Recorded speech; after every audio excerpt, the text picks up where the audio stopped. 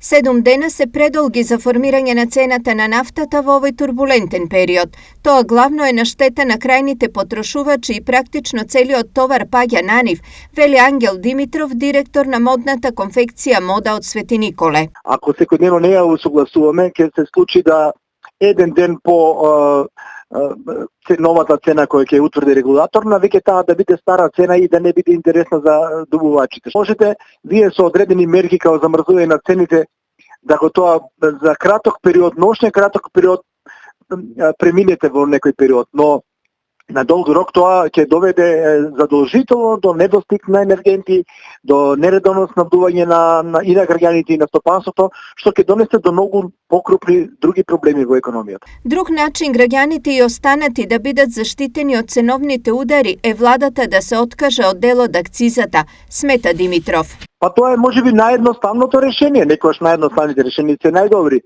Затоа што акцизата е некаде околу 15,5 денари по литар, да речем, во литар дизел, што не е баш мал износ. И тоа би било многу, од една страна едноставно решение, од друга страна многу правишно решение. Секој во зависност од тоа колку троши енергенти, толку и ќе добива помош.